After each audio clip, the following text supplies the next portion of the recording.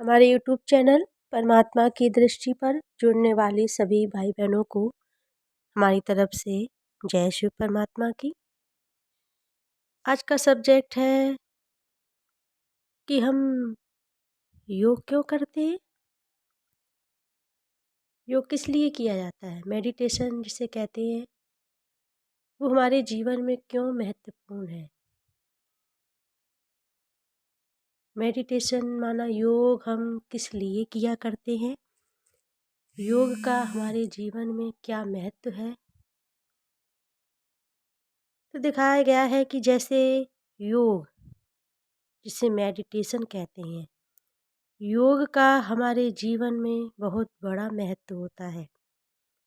योग माना जिसे कहा गया जोड़ और आत्मा परमात्मा का संबंध, आत्मा परमात्मा का कनेक्शन, आत्मा का परमात्मा से मिलन, इसी को योग कहते हैं। जिससे कोई चीज़ हम जोड़ते हैं, टोटल करते हैं, तो उसका जो लास्ट टोटल होता है उसे योग कहा जाता है। इसी प्रकार से ये योग है कि हम आत्माएं उस परमात्मा से मिलन मनाते हैं। योग जोड़ संबंध, आत्मा का संबंध परमात्मा से होता है।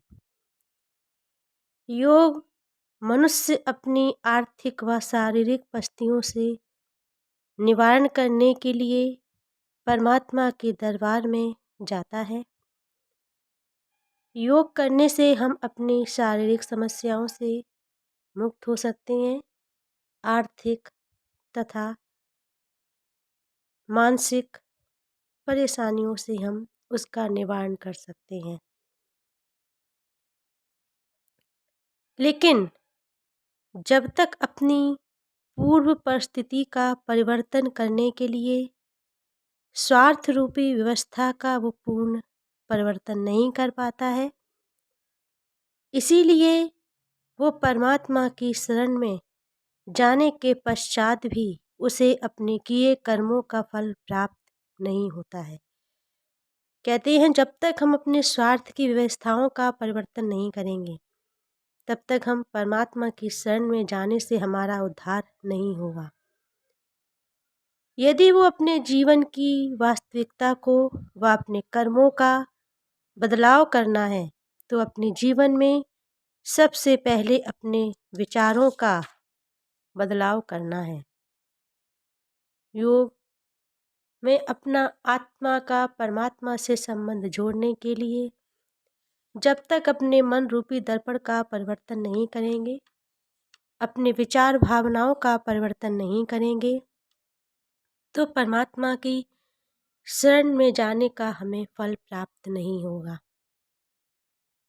जब तक विचारों का बदलाव ना हो, तब उसे सत्संग जाने से या परमात्मा की याद करने से, पूजा हवन इत्यादि करता है, वो सब उसके लिए बेकार है। माना चाहे वो सत्संग में जाए, चाहे वो पूजा हवन करे, चाहे वो यज्ञ करे, लेकिन जब तक मन के विचारों का बदलाव नहीं होगा, तब तक उसका पूजा करना बेकार है। इसलिए अपने जीवन का हमें परिवर्तन करना चाहिए।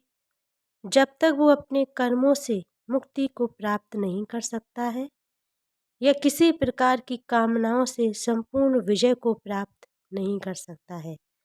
माना जब तक हम अपने मन रूपी दर्पण का परिवर्तन नहीं करेंगे, मन की विचार भावनाओं का परिवर्तन नहीं करेंगे, तब तक हमें अपने कर्तव्य का संपूर्ण फल प्राप्त नहीं होगा और परमात्मा के करीब भी हम नहीं पहुंच पाएंगे और कभी भी विजय को प्राप्त नहीं कर सकता है। अच्छा, जय श्री परमात्मा की।